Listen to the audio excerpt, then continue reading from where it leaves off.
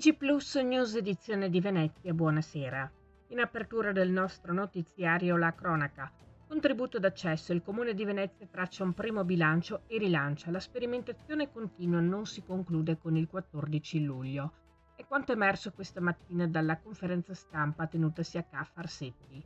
Nel dettaglio, le prenotazioni giornaliere sono state 3.618.114, tenendo presente che uno stesso soggetto poteva avere fino a 29 prenotazioni come il lavoratore abituale oppure lo studente. Sono 485.062 invece coloro che hanno pagato il contributo d'accesso nelle 29 giornate, per un totale di 2.425.310 euro incassati dal Comune.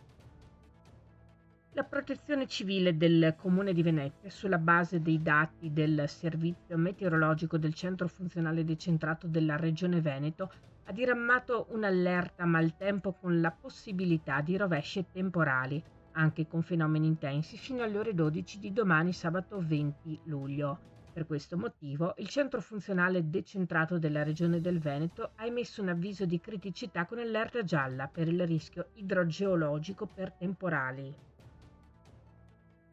Ci spostiamo a Valli di Chioggia, dove è stato istituito il senso unico per evitare l'intenso traffico dovuto al passaggio dei pendolari del mare. Questo per risolvere l'annosa questione che riguarda via Pascolona Valli, e l'amministrazione comunale di Chioggia ha pertanto deciso di emanare un'ordinanza con cambio di viabilità in via sperimentale con durata fino al 30 settembre 2024.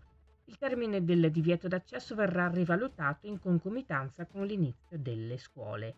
Chi verrà sorpreso a guidare contromano dovrà pagare una multa che va da 163 a 652 euro e subirà la decurtazione di 4 punti dalla patente. Torniamo a Venezia, dove la Giunta Comunale ha approvato il progetto definitivo relativo alla riqualificazione del Palaplip a Mestre in via San Donà a Carpenedo.